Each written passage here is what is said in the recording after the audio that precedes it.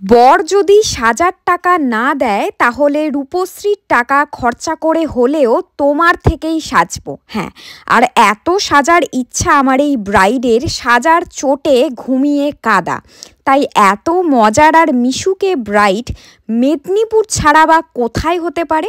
তো চলো আজকে আবারও আমার এই মেদিনীপুরের ব্রাইডের সাজার গল্পটা তোমাদের সঙ্গে শেয়ার করব, তাই প্রত্যেকবারের মতো শেষ পর্যন্ত দেখতে হবে। না, এবার আমি ভাবছি মেদিনীপুরেই থেকে যাব।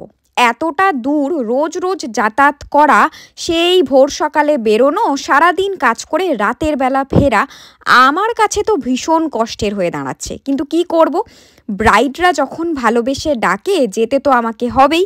তাই আবারও একইভাবে রায়চক থেকে ভেসাল ধরে নদী পথ হয়ে বেরিয়ে পড়ি। তবে যাওয়ার সময় দেখতে পাই যে এই নতুন বর বউ আমার সঙ্গে একইভাবে নদী পেরোচ্ছে। তো ভাবলাম না, এই ভালো মুহূর্তটা ক্যাপচার না করে তো থাকা যাবে না। যাই হোক, সবটা পার করে গল্প করতে করতে পৌঁছে যাই সময় মতো ব্রাইডের লোকেশন। এদিকে যখন আমি সাজানোর জন্য ঢুকি, দেখি ব্রাইড আমাকে দেখে কেমন উঁকি ঝুঁকি মারছে। কেন বলো তো? আরে না না, সে আমাকে জিজ্ঞাসা করছে যে সাজতে বসার জন্য সে কিভাবে প্রিপারেশন নেবে।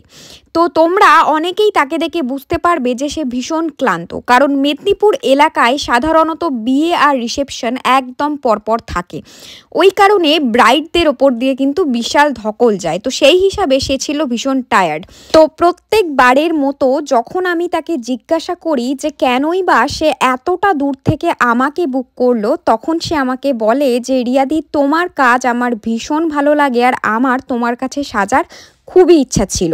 তাই আমি আমার বরকে বলেই দিয়েছিলাম যে যদি তুমি আমাকে সাজার টাকা না দাও তাহলে রূপশ্রীর টাকা খরচা করে হলেও আমি রিয়াদির কাছেই সাজবো। তো ব্রাইডের যদি এমন ডিমান্ড থাকে তাহলে আমাকে তো সাজাতে যেতেই হবে।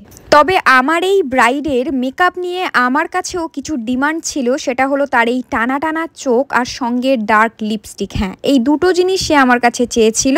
তো আমি তার কথা মতো, তার মনের মতো করে সাজিয়ে দেবার পুরোপুরি চেষ্টা করি। আর যখন তার ফুল লুকটা কমপ্লিট হয়, জাস্ট দেখো, তাকে কিন্তু ভীষণ সুন্দর দেখাচ্ছিল। একটা ফ্লাওয়ার বান, সঙ্গে টানা টানা চোখ আর তার পছন্দের মতো একটা ডার্ক লিপস্টিকে তাকে কিন্তু বেশ ভালো মানাচ্ছিল। তো এই ছিল ওর বিফোর লুক, আর এই হলো রেশম সি হ্যায় ইয়ে হাওয়ায়ে সনম, আও জরা পাস